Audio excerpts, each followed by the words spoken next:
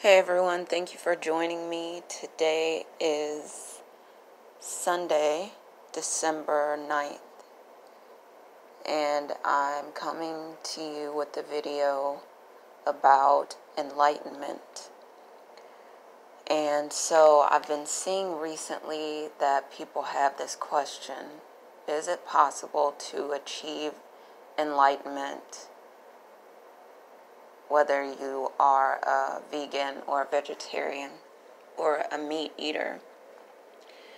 And I just want to say that it's possible to achieve it whether you are a vegan, a meat eater, a vegetarian, or probably any category you fall into. I think the abilities that we have are innate or a part of us when we are born, and I think that people develop them based on a lot of different processes and a lot of experiences that they go through. Now, I am able to say this because, when I say enlightenment, I mean that a lot of people have an understanding of the inner workings of the multiverse or universe or whatever we want to call it, our abilities, our connection to God, and different people use different terms for it. But as far as enlightenment goes, I think that some of us are born that way. And that's not to say that I think I'm better or worse than anyone else. I think that I was born that way. I was born into a certain family, into a certain soul group of parents. And my mom was called to teach, and spiritually she had a really strong connection with God, and she told us over the years that she was called to teach. And so I think definitely it was passed on to a lot of us kids. So and the reason that I say that you can do it as a meat eater is because when I was a little kid, probably 4,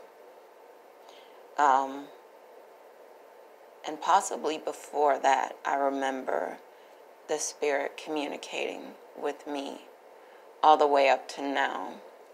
So how would that look? And I'm trying not to make this video too long, but I just want to put what I believe the truth is out there. So I want to put the truth out there. So how would it look? So at 4 years of age, I had an experience where, and I might have been a little bit older, that I went to the laundromat with my parents, mom and dad, and I'm messing around, checking all the dryers because something told me check all the dryers, check the dryers.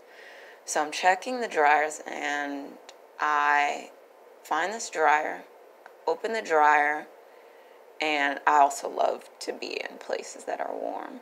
So checking the dryer, this one dryer, it's full of $20 bills. As a little kid, I had no idea what that meant. So I grab, handful, take them back to my mom, and she's like, "Where did you get it from?" And I was like, "I got it from the dryer." "We'll go back and get some more." Went back, got some more, and my dad is like, "Go back and get me some." So I went, got them, and that was it. I got the last of them on the 3rd trip to the dryer. Just randomly checking dryers because something told me check the dryers. So that's an example of something. I had another experience, just to give you an another example of the things that would happen to me. So, senior trip, my oldest sister went to Orlando, Florida. And at the time, I was about to go into freshman year in high school, but I told her at the time, she might not remember, I told her, because she told me about all these fascinating things that she did, all the fun that she had. She brought back a t-shirt or two. And I said, my senior trip, we're going to Orlando. And I think she just, was like, okay, whatever, this kid is just saying this because she wants to go. 4 years later, guess where we went on senior trip? Of course, we went to Orlando. I didn't ask the school sponsors. I didn't say anything. I was just going about, my high school career, participating in fundraisers and things like that. The point is, I always knew that any of us could get anything that we wanted, and one of my major goals was to help people to end suffering.